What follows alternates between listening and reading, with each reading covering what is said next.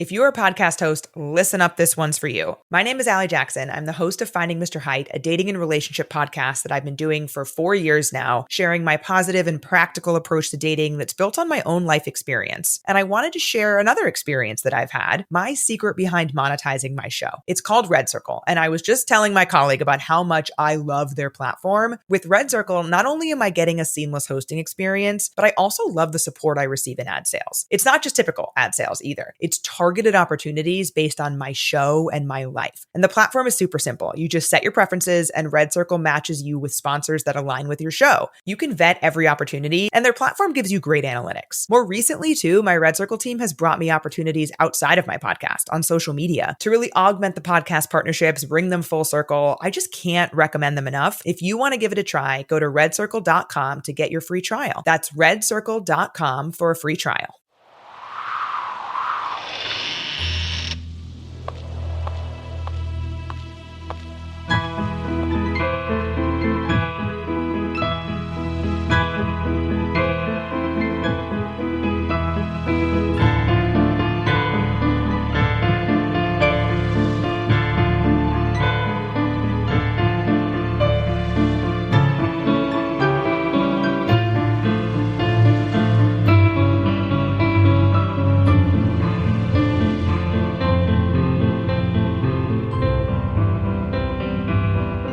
Things with Wings Productions presents episode 33 of the Skylark Bell Wingspan. I'm your host, Melissa Oliveri. In our previous episode, Magpie came to the devastating realization that she is the woman she knew as Farfalla in her youth, and that she will live out her days in pocket. In today's episode, we read chapter 33, Sparking Silence, in which Lucas tries desperately to find a way to put his and Magpie's timelines back in place. Be sure to listen through to the end of the episode for a preview of a podcast I quite enjoy called Horror Roulette. Now, it's time to grab a blanket and a warm drink, get settled, we're getting started. It is 1925. Lucas is now older than Magpie was when they last parted ways in the forest. Life has been hard. He has spent the last 30 years building houses in Pocket and neighboring Brighthaven. The job requires a lot of physical labor and Lucas's body is showing signs of wear. But today, he has a spring in his step. It is winter, a brutal winter. He remembers his experience with it the first time. He was much younger then, and stronger, but not as wise, not as desperate. This time Lucas has a plan that has been 3 decades in the making. 30 years ago he came to Meadow Lane in the dark of night, the field in front of the partially built structure of the house illuminated by the full moon. He had pulled the small acorn from the forest near Carnifex's house out of his satchel and held it in the palm of his hand, pouring his deepest wish, his deepest desire into it before carefully planting it into the ground. 3 decades of changing seasons, of sun and rain and wind, of birds and squirrels, all witnesses to the oak tree rising out from the ground, getting bigger and stronger with every passing year. Now it is 1925. It is winter, and Lucas is going home. He knows exactly what to do.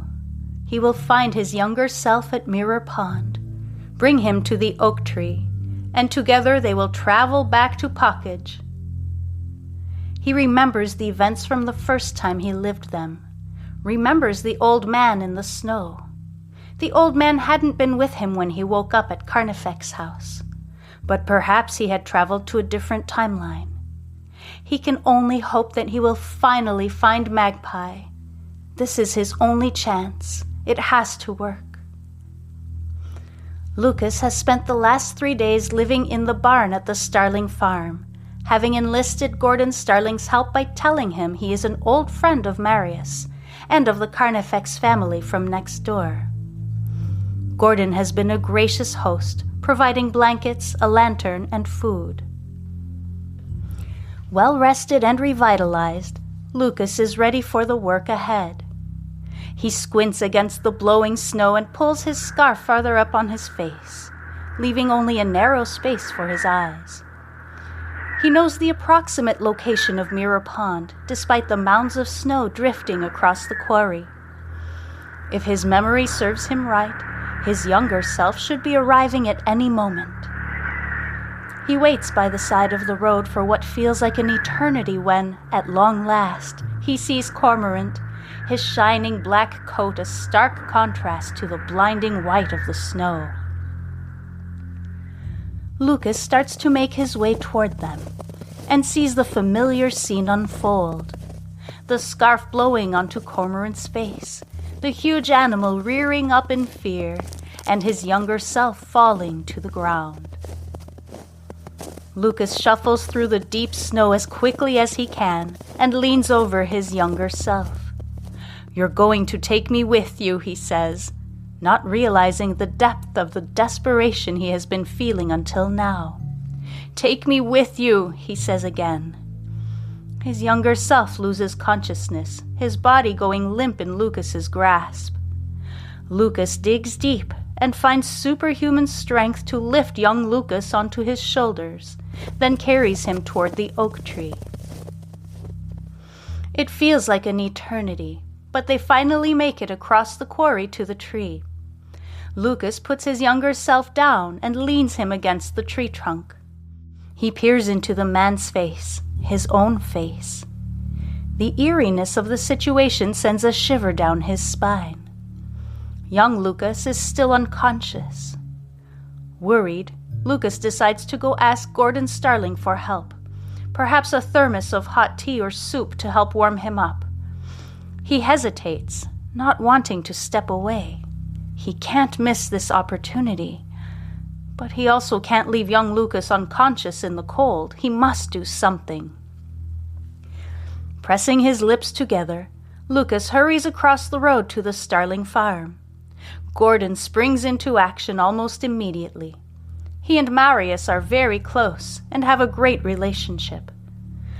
Lucas shifts his weight from one foot to the other with impatience while Gordon gathers the items he has requested. This is his one chance at going home. He can't bear the thought of what will happen if he misses it. At long last, Gordon returns to the door with a thermos full of hot soup and some blankets. Lucas thanks him profusely and runs back across the road toward Meadow Lane. His pace slows as he approaches the tree. Young Lucas is no longer sitting on the ground leaning against the trunk. "No, no, please no," says Lucas, feeling tears well up in his eyes. He circles the tree, hoping perhaps young Lucas simply crawled to the other side. But in his heart, he knows the truth. His younger self is already gone. Lucas drops to his knees into the snow, his gaze traveling up through the bare branches of the oak tree to the gray, overcast sky above, before lowering to the ground. He stays in the snow for some time, devastated, but eventually the cold starts seeping through his clothes, and he realizes he needs to find shelter. Lucas stands up and takes a moment to gather his thoughts. Suddenly, he realizes that the sound of the wind has died completely. So completely, in fact, that it doesn't seem possible. Lucas stomps his feet in the snow, but he hears nothing. Concerned that something is wrong, he breaks off a twig from a branch of the oak tree, holds one end of it in each hand and lifts it up to his ear before snapping it. But the world around him remains completely silent. Lucas's heart starts pounding. The silence. This is the silence at Meadow Lane. It started here. Now. Lucas hurriedly walks through the snow back toward the main road. A few paces away from the oak tree, he is hit by a wave of sound. Wind, crunching footsteps, his heavy breathing. It is in that moment that Lucas realizes that crossing his own timeline is what sparked the silence at Meadow Lane. It started beneath the oak tree and spread to the entire property. All this time, everyone in town blamed Farfalla, blamed her curse. All this time, and it was him. He was responsible for it. Lucas is horrified by the realization. He stumbles back to the Starling's barn and lays beneath layers of blankets, shivering, partly from the cold and partly from shame, guilt, and fear. The Starlings continue to care for him over the next few days, and the weather gradually improves. Finally, it is clear enough for Lucas to leave the Starling farm. "Thank you for your kindness," he says to Gordon. Gordon smiles. "My pleasure. Any friend of Marius is a friend of mine," he says. "Marius was very fortunate to have a friend like you," replies Lucas. "He is fortunate. Don't write him off just yet. Marius is the toughest, smartest man I know. I'll be lucky to grow up to be half the man he is someday," says Gordon. His voice is filled with confidence. He turns to Cormorant, cozy in his stall. "Right, old friend? We're just going to take care of each other until Marius comes back." Lucas feels a sting in his heart. The moment is bittersweet. He knows Marius is never coming back, but he feels relief knowing Cormorant will live out his days in Gordon's care. "I wish you all the best, Gordon. You're going to do great things, I'm sure of it," he says finally, shaking the boy's hand. "Thanks. I hope to see you again someday," replies Gordon. Lucas nods without saying anything. He leans in toward Cormorant and whispers, "Goodbye, old friend," then turns and heads out of the barn. He walks to the bottom of the driveway and turns to look back at the house. Grandma Gemma's house. His house. He stares at it for a long moment, committing every detail to memory. Then he takes a few more steps and stops to look at Meadow Lane. Farfalla is in there, he thinks, his heart aching. And Magpie, where is she, he wonders, his heart sinking even deeper into his chest.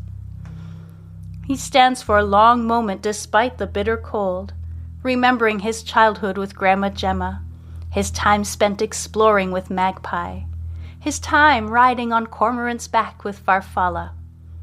All this time, only to end up in the wrong time. "Goodbye," he whispers, as he finally turns and walks away from Meadow Lane for the very last time. Thank you so much for listening. Join me next week for Wingspan Chapter 34, The Letter, in which Magpie receives a mysterious letter requesting she visit a nearby care home. The Skylark Bell is brought to you by Phaeton Starling Publishing and features original music by Canal. If you're enjoying this story, please consider leaving a rating on Spotify or a review on Apple Podcasts. They help give the podcast visibility so others can find and enjoy the story. You can also support my work by subscribing to my Patreon, where you get early access to episodes as well as MP3 downloads of the music, artwork, behind-the-scenes videos, and more. I also now provide the Skylark Bell official merch. Just check my website and click on the Store tab. All necessary links to my website, Patreon, and social media accounts are in the show notes. Before I go, I'd like to share this reel for a podcast I quite enjoy called Horror Roulette. Em and Nick are fantastic hosts who discuss paranormal events and true crime. If you enjoy the supernatural atmosphere of the Skylark Bell, you'll definitely want to check them out. Hello, and welcome to Horror Roulette, where you never know what you're gonna get. We're your hosts. I'm Em, and that's my brother Nick. Each week, we spin the wheel of misfortune to randomly generate an episode topic, which makes our lives miserable, but this podcast listenable. We've covered everything from the Toy Box Killer to Jack and Jill, From Ed Wood to Black Widows, we've suffered through it all. Find us wherever you listen to podcasts and check us out at horrorroulette.com. Listen if you dare. Once again, thank you so much for listening. I'm Melissa Oliveri, and this is the Skylark Bell Podcast.